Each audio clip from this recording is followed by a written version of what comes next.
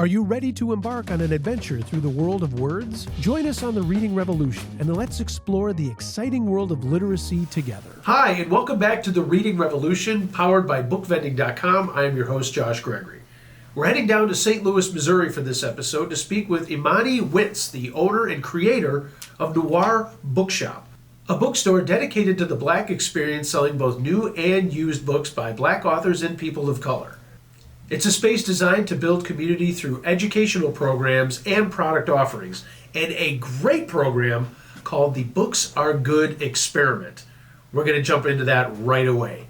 Ymani, thanks for joining us on the Reading Revolution. Joshua, thank you so much for having me. I really appreciate it. So just to start things out, can you talk a little bit about this creation of your bookshop? Where did the idea come from? Yeah, so I like to say that so many ideas for noir didn't come from just one specific place. They kind of came from different experiences that all happened at once, kind of like a big bang, I would say.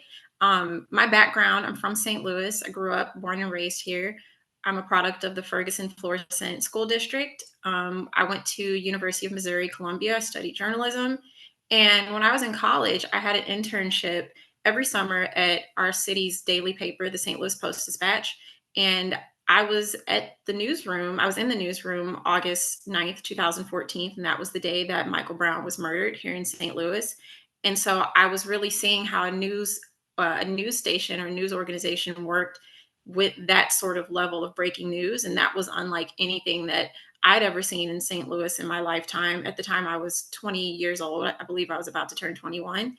And it was incredible to see how journalists were moving and how, for the first time, my own identity was a part of a story, was a part of the overall message of what was happening. And it really made me rethink where I wanted to be professionally, if I wanted to be a sort of breaking news reporter, if I wanted to be a journalist at all. And so I experienced seeing what was happening on the ground, not only just with people in Ferguson and protesting and the unrest, but also seeing what was happening in the newsroom and how the stories were being formed and how not all newsrooms are unbiased. And so that really informed a lot of how I saw myself as not only a Black woman, but how I saw myself as a journalist and member of my own community, because again, I felt like I was now part of the story. And so there was just a lot of things that have happened in St. Louis between 2014 and now. And so whenever these sorts of civil rights moments happened, whether it was Ferguson or whether it was protesting during 2020 for George Floyd, or just other things that were happening in the St. Louis that have to do with civil rights and social justice, I would think about, if I had a bookstore at that time, what would it have done in the community? How would it have existed? And then historically, with Black bookstores in general, they've always been third spaces. They've always been places in the community where Black people could congregate and be amongst themselves and learn and be educated. Not only that, but just the importance of reading in the Black community, from the United States having laws that said the enslaved were not allowed to learn how to read, to once Juneteenth happened and the freeing of the enslaved in 1865 and some years thereafter. That was the main thing on everyone's agenda, was to learn how to read. Frederick Douglass talked a lot about reading. Madam C.J. Walker was born 2 years post-slavery, and her parents instilled in her to learn how to read.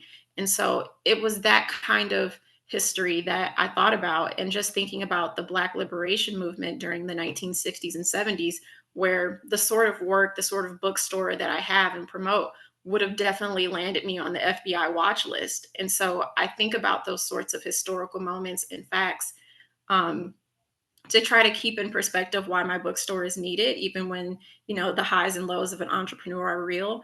I keep that in the forefront. And so I think about those reasons. I think about where I was during Ferguson and my time in college. And then I just thought about, even as a hungry reader myself, I was not reading Black literature until my final year of college. And so reading is a privilege. It's always been something that is a privilege, but I wanted more people that look like me to have access to reading, to not only read Black books, but to have a place where they could go that felt community oriented, that functioned as a third space, but also supported the community in which it resides. And so I always felt that bookstores should support the communities where they are, and that the idea of a bookstore shouldn't start and end with the retail or the sale of a book. And so I, even though I didn't go into journalism full time, I was still writing for different publications across the country once I finished school. And I was writing also in St. Louis community interest stories. I had been contributing to indie music in the St. Louis on St. Louis scene. I've been writing community interest stories about people in my community. And so I was always on Cherokee Street, which is in the creative community of Missouri in St. Louis. And so it's known as that. And so there's a lot of different types of people on Cherokee Street. It's a huge arts district. It's a shopping district here in St. Louis, and it's very eclectic, and you see so many walks of life and so many ethnicities and nationalities on Cherokee Street. But also a lot of milestones for me happened in my 20s on Cherokee Street that really kind of cemented me in the community. And so when I decided I wanted to open a store, I imagined it being on Cherokee Street, and I imagined it being this warm, wonderful place where people could not only learn about Black history, but they could buy books, they could host events, there could be story times. And I really saw that the market and the opportunity for that, not only in St. Louis City, but just in general, was wide open. And what a unique way to give back to the community and bolster that idea of how important reading it is.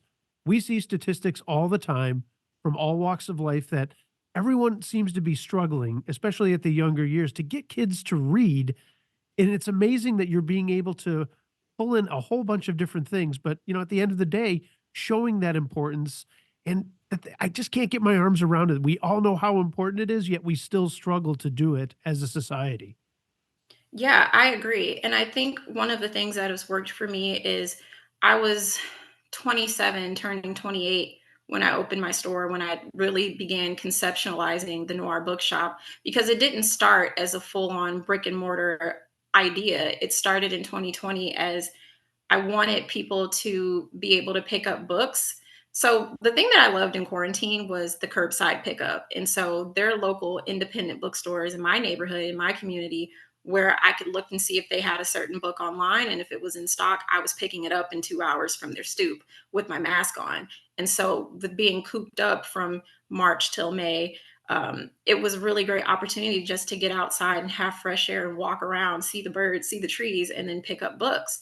And so I had been on Instagram and I was seeing a lot of vintage covers of Black literature. And I was really intrigued by that, seeing books like Song of Solomon or Tar Baby by Toni Morrison, and how the covers changed throughout the years with different editions and different printings.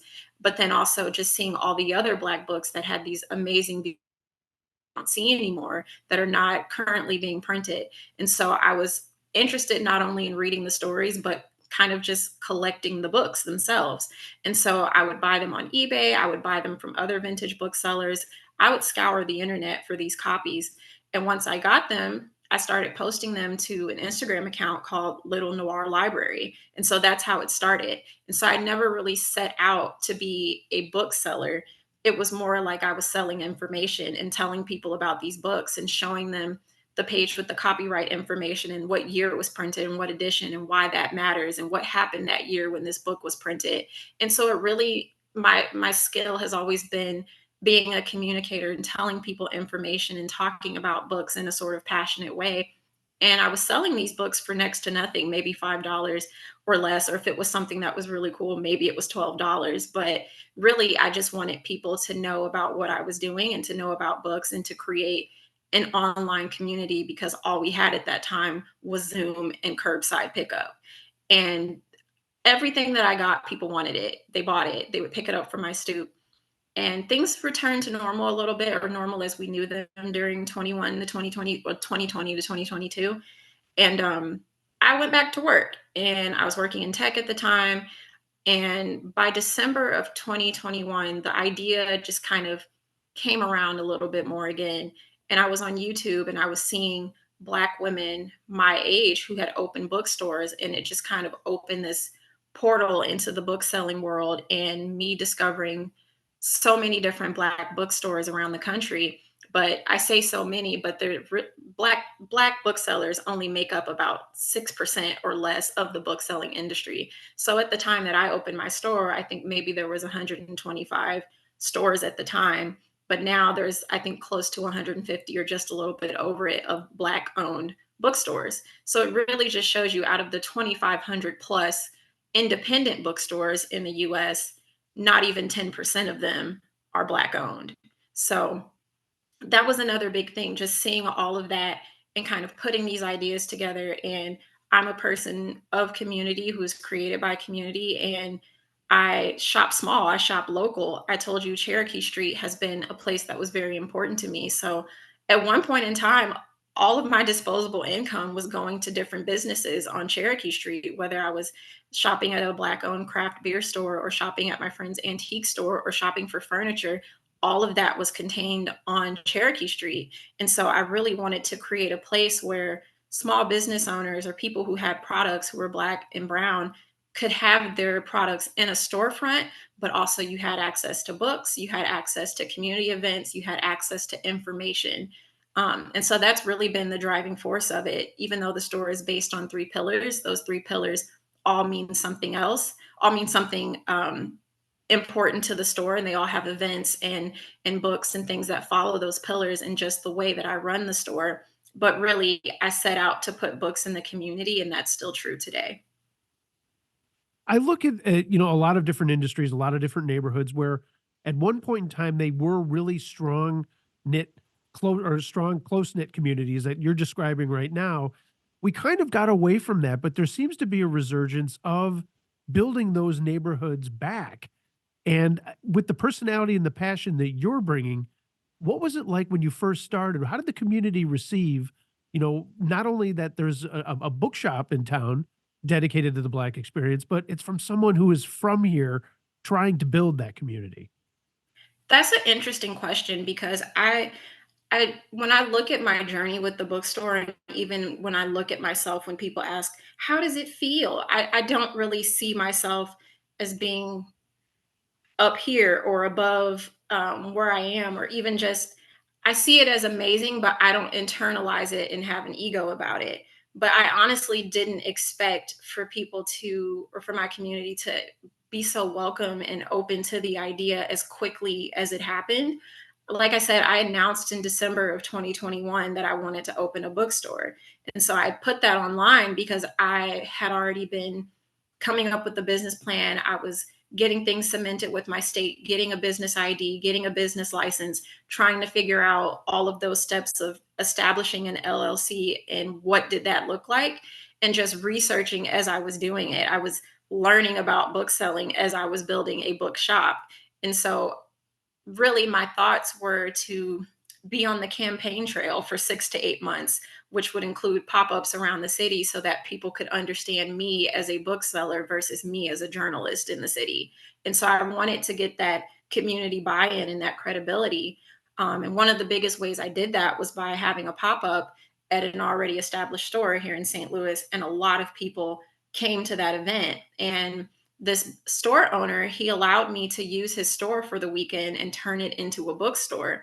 And so it was held in February, and I called the event For the Lovers. So Toni Morrison's birthday is in February, but also we celebrate Black History Month in February as well as Valentine's Day.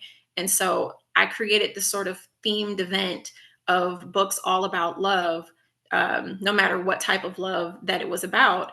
And I had pound cake, I had merchandise, I had candles, I had all of these elements of a store just as a pop up for 2 days. And it was wildly successful. I was so busy, I didn't really get to enjoy the pop up because I was constantly ringing people up for their books, for their hoodies, for all sorts of things. And people were donating to my cause. And it was just unreal to see that people were excited about a bookstore. Not only that, it had snowed in St. Louis that week. And so I was nervous that people weren't going to come out because of how cold it was. And there was ice on the ground and all of that. And the shop owner, Chris, he made sure there was salt on the sidewalk, made sure that things were shoveled, and just people showed up. And so my store, I tell people I never had to really go look for a physical space for the bookstore. because the space presented itself to me. And so with the revenue that I had from that one event, I signed a lease for a store 3 days later. That's amazing, and you must have had, or maybe not, I guess I should, rephrase that question. When you're doing this, did you have a team of people that were helping you or just a couple of folks, or were you really all on your own when you were establishing yourself in that space? Yeah, so I'm a Leo and I have a very get it done sort of attitude. I don't like waiting on other people. I don't like too many people's hands in the pot. So from then till now, it has always been a one woman show. I'm very close to my first hires this year and very close to establishing a team of volunteers for all the nonprofit work that I'm doing. But it has been a one woman show, which has worked for me and against me at times. But at that point, I had um, sort of grassroots people that were helping me fund it. Who I will always tell people I had a coworker who we didn't talk that often. We just did our jobs and worked, collaboratively on teams. But she was the first donation that I got for my entire venture. And she gave me $1,000. And that blew my mind that a colleague who I didn't know that well would give me $1,000. And I'll never forget that she said, when I was starting my business, this helped me a lot. So I wanted to pay it forward. And so when I get to the space where I can just give out money as a bookshop, I definitely want to establish that sort of, I guess, scholarship of $1,000 to give away to a beginning business owner as a nod to Lisa for giving me that money. And so it's never been anybody kind of helping me with the book process or helping me lug things around the city. I have had friends who have seen me in places who will help me pack up my car when it's time to go. But the day to day, the creation of it has been me.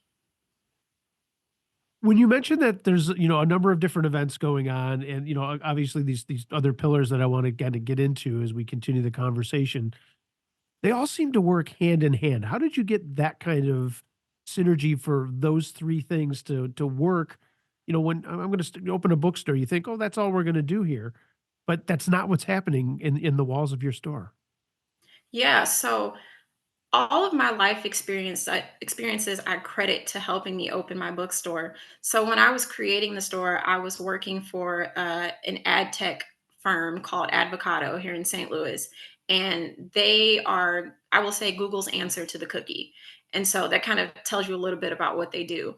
But it was a scrappy startup that was really doing well, and I really enjoyed this. Our co CEOs and CFO. And the thing that I loved about the company is that it was founded on 3 pillars. And those 3 pillars helped move everything through the company. And so I worked in marketing. And so the messaging fit one of those pillars online, where you had to use these colors if you're talking about X, Y, and Z on LinkedIn or Twitter or Facebook. And the pillars really kept everything in order. And when you think about our government has 3 branches, which offers those checks and balances. And so those 3 pillars in the company offer checks and balances. And it was a nod to always understanding why you did a certain thing at the company, whether it was a technical skill or how you treated your colleagues or how you were treated as an employee. All of those things went hand in hand. And I was really inspired by that. And since I was so close to the team and so close to making the biscuits, I was able to see in real time how that worked and how that kept everything running. And so when I started the store, I felt like I should follow that sort of model, that sort of template of what are my pillars? What is really going to keep this bookstore going? What is going to give it meaning?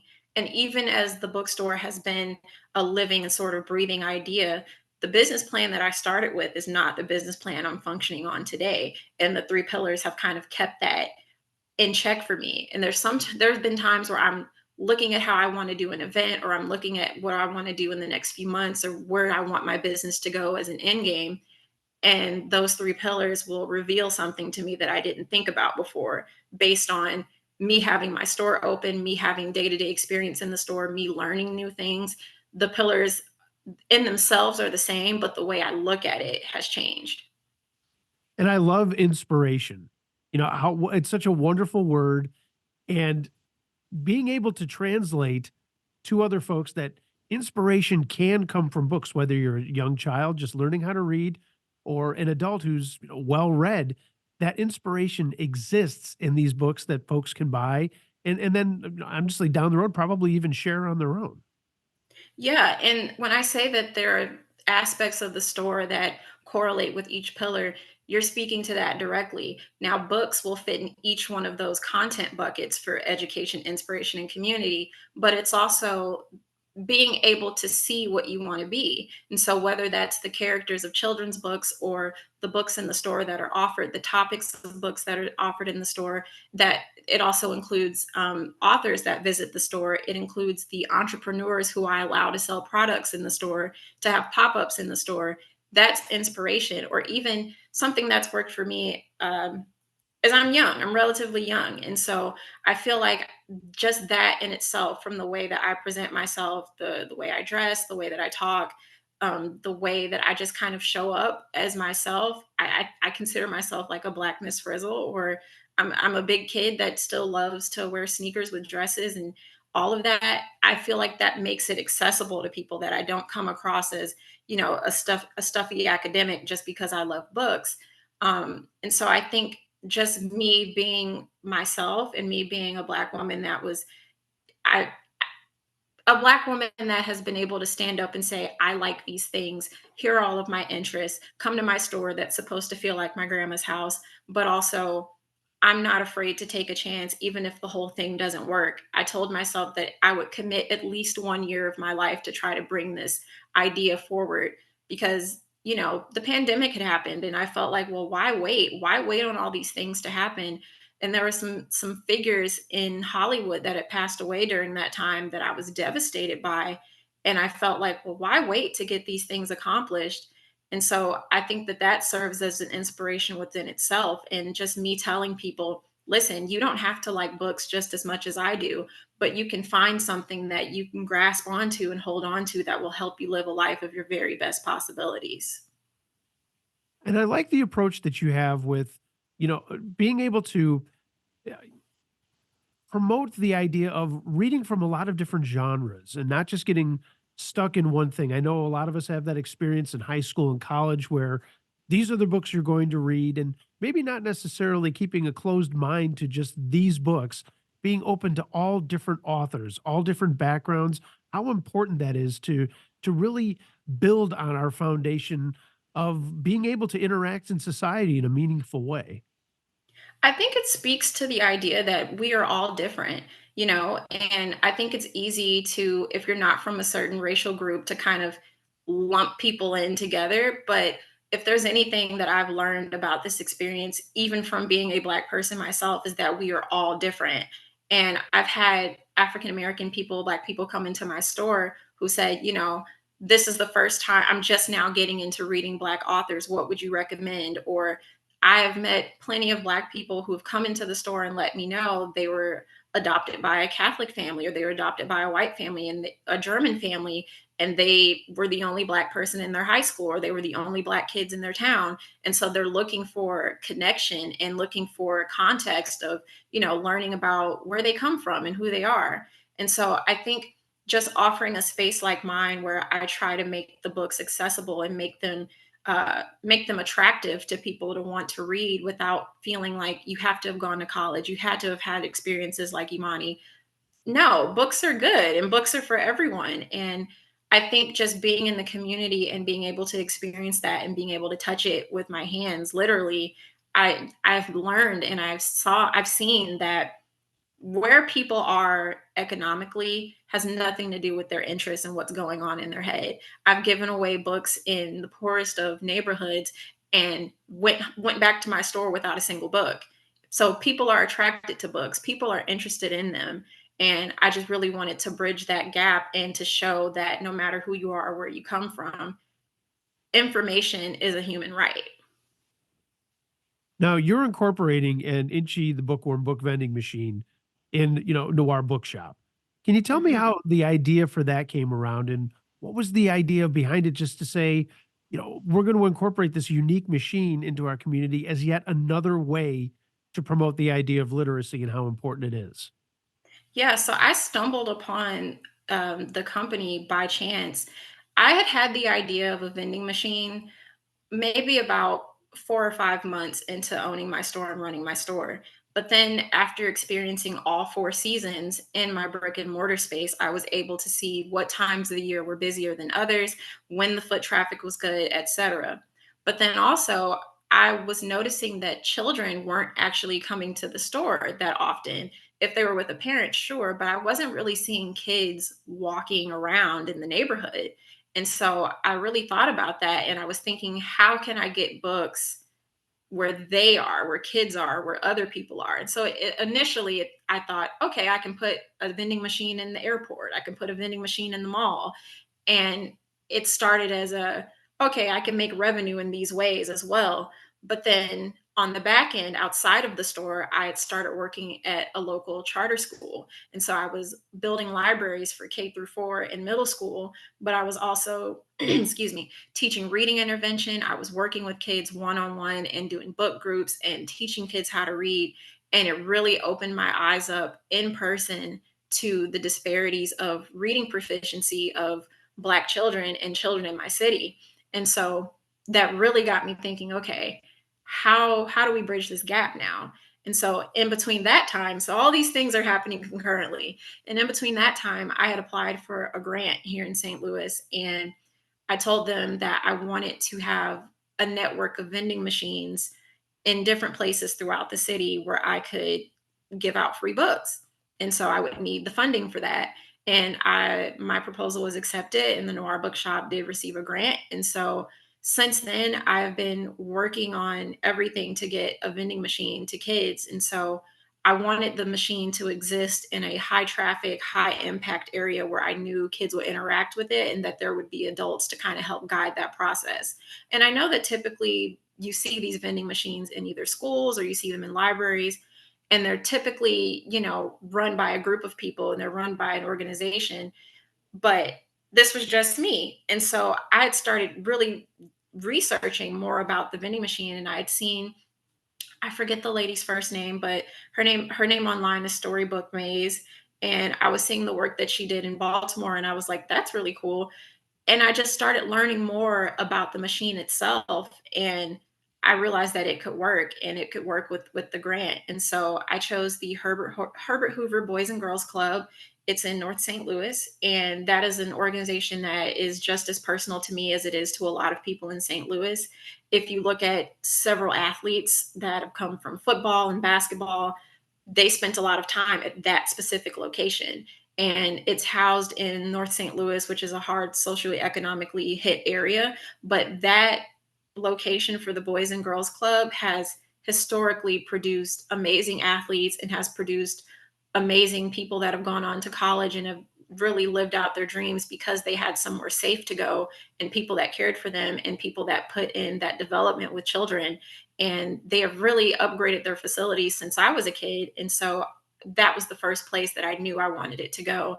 And they service I believe they said they service over 200 kids a day, Monday through Friday. And so I just know that the machine would get the sort of attention and the sort of use that I wanted it to. But it also served two purposes. St. Louis City St. Louis City is rough for Black children. It's rough, just socioeconomically, but also just physically.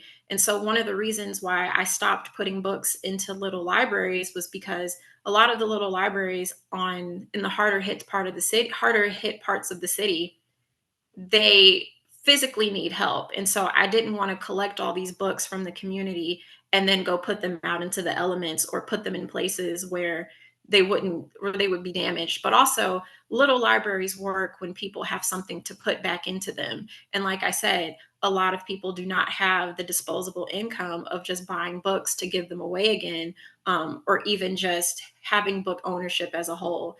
And so my goal was to hit all of these things, to help with reading proficiency, to build one's own personal library, and also to just put books in the community. And so if I know that this machine is going to be safe inside Herbert Hoover Boys and Girls Club, there's kids coming through every single day, even on the weekends, I know that they're going to love this free token machine that has books in it. And just imagine, I was a kid who loved to read. And when I discovered the concept of a series, that was amazing for me. So imagine you have a series that you love and you're reading the first book in the Hunger Games series, and then you see all the other ones are right there and all you have to do is come back and get it when you're ready.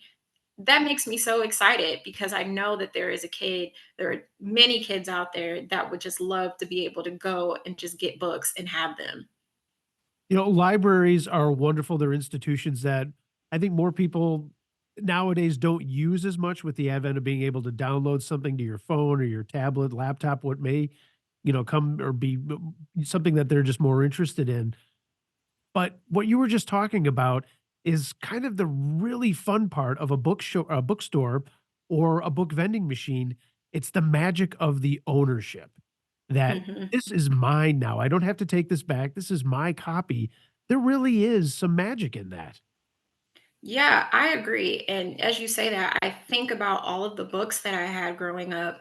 One of the things that I learned was that in St. Louis City specifically, the statistic is that, 97 to 99% of households will never interact with 100 books over a 20-year period. And I can't even, I'm sure I've interacted with thousands of books in my 30 years, but that was an alarming statistic. And for for the time that I was working at a school and I was doing library duties, kids would come in and they would say, "Does my mom have to pay for this?" Or "I don't have any money for these books." They didn't understand the concept of borrowing. And so at the end of the school year, the school allowed me to just give away brand new books that were donated. And the look on their faces when they were able to take home a bag of books for the summer, or when their parents came to pick them up and they were like, "Oh, are these free?" Everyone was excited about it, and that's where I started coining the term books are good. That has been the campaign for the machine, that has been what's etched on the side of my glasses. I put it everywhere because in a time like now, especially in a state like Missouri where books are being banned and you have people literally burning physical copies of books and kids can't read, how do you deny that books are good? Books are good. And so that's really been the forefront of my campaign and just the Noir Bookshop and the vending machine in general. But the book ownership is something that I really wanted to hone in on because, again, I believe that information is a human right. And this was not about me selling books, it was about me trying to bridge the gap and trying to move the ball down the field, so to speak, to help Black children in St. Louis become proficient in reading and grow a love of books. It amazes me that we know there is a literacy problem in this country, yet there is a group of folks who want to take away even more material that might even boost those, scores in literacy and get kids, adults, whoever it may be, more interested in reading. I just read an article from New Mexico that the state is looking at a proposal. I know it's been introduced into their house to ban the banning of books, to stop this kind of, we need to ban these books. Where does this mentality come from in your estimation that, I don't like it, therefore it's no good? I think that a lot of content in books, especially when you're thinking of books like 1619 Project or The Bluest Eye, or any sort of book where BIPOC individuals are telling you their experiences, that kind of hits at something that's close to home for a lot of people in the US. And I believe that it's that idea of we don't want to talk about that, or oh, that was so long ago, or why can't we just get over it? And it's, well, these things didn't happen that so long ago. My grandfather turned 81 in 2023, and he lived less than 100 miles away from where Emmett Till was murdered, and they were the same age that summer. So it wasn't that long ago. And my goal, of course, has not been to necessarily just push traumatic stories about Black people. It has been to uplift stories that Black people have told. And so I think the issue that lobbyists against books or people who are so strongly against books, certain book topics, or certain book titles. I really think that the problem is that they don't want to confront the truth. They don't want to analyze that. They don't want to start connecting the dots and then say, "Well, wait a minute. Great great grandfather fought in the Civil War and he lived in this town that was established." Whoa, they don't want to confront those sorts of things. And I don't think that giving children the access to certain books about race, about sex, about gender, about whatever topic that people think is just no good is going to affect you personally. It doesn't. Just like I can't expect Cardi B to raise my kid based on based on a song she puts on the radio. It's about you as a parent, or you as an individual, you as an educator, offering the access and also being responsible enough to help your kid know the difference between this and that, or to teach them right from wrong.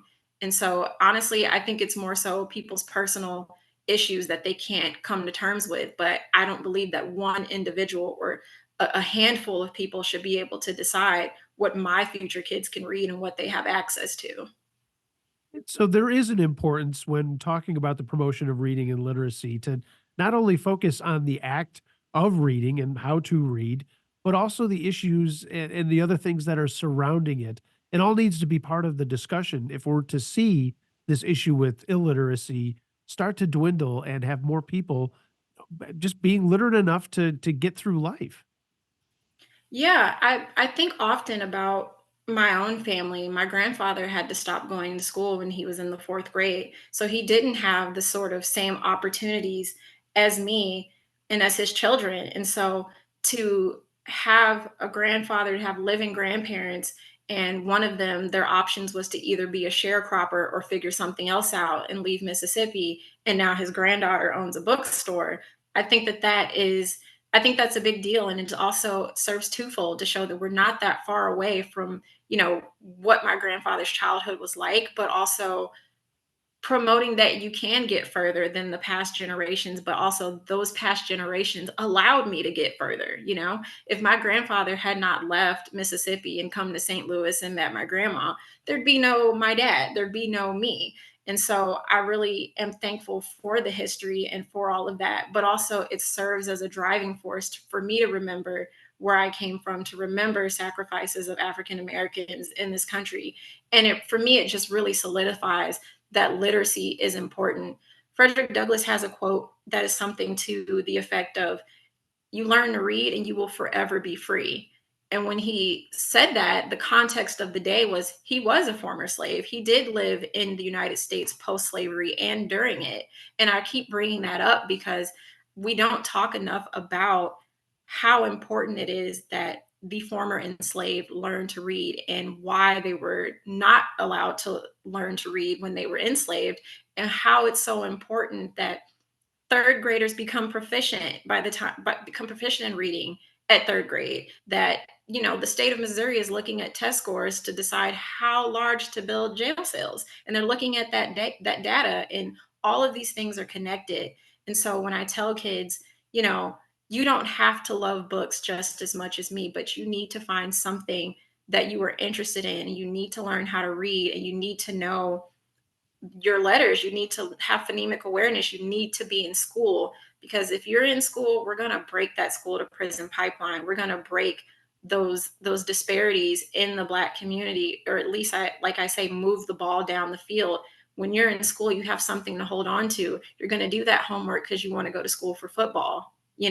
So the literacy, it's not just learning how to read and enjoying books, it's setting yourself up to be forever free.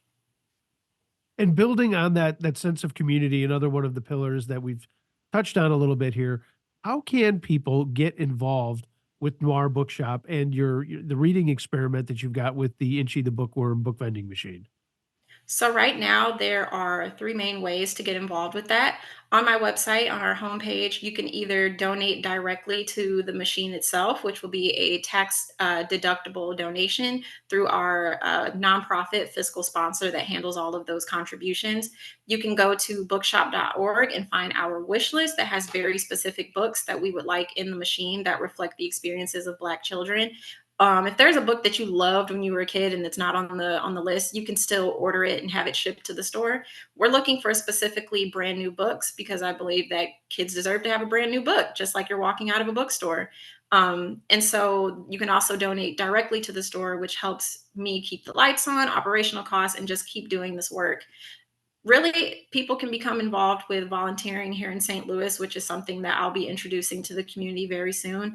But also, I just want to get the word out that if there is anybody who's learning about the vending machine, I want them to be able to go and get their kid enrolled at the Herbert Hoover Boys and Girls Club, because that serves two purposes. One, I want them to be interested in the books that are there, but also I want the enrollment for Herbert Hoover to keep climbing and having more spaces for children to feel safe after school and on the weekends and whenever else.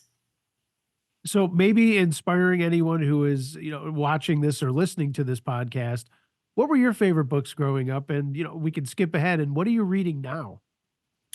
So when I was a kid, I loved the Ramona series by Beverly Cleary. I read all of the Ramona books. I read the Ralph the Mouse. I read all of those. And I remember specifically being in third grade when this light kind of flipped on about how much I liked reading.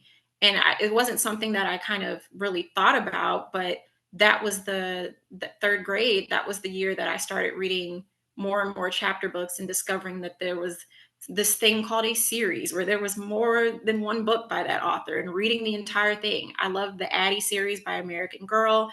By the time I got to middle school, I was really into Gossip Girl and the sort of snobby Upper East Side narratives. I had no experience with that. I was a Black girl in the Midwest, but I was interested in it, and so that's the good thing about books is it doesn't have to be your experience. You can read whatever you want.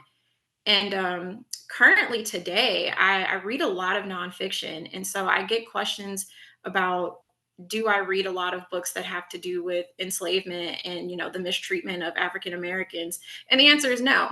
I guide my nonfiction choices based on what topics excite me, or topics that kind of come up that have me curious. So right now I'm reading about Madam C.J. Walker because I'm really intrigued about the constraints of the time period that she lived in and how she was able to create such a successful business. And I wanted to read more about her life story and where she came from and who she was as a child and growing up and all of that.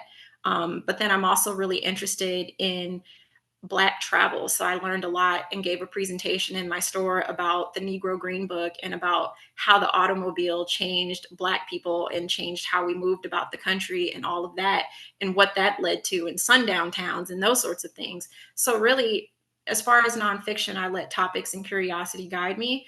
As far as fiction, I love Toni Morrison. I love Maya Angelou. Right now, I'm really excited about Kennedy Ryan, who is a romance novelist. And I typically don't read romance, but I feel as though she writes the characters so convincing.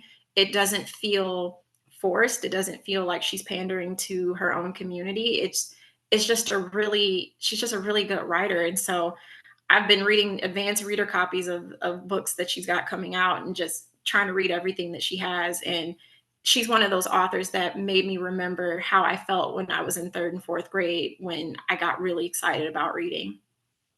So where can people find more information about Noir Bookshop, and where can people find you specifically on social media, follow you, and obviously join in what you're doing there and the conversation that we're having?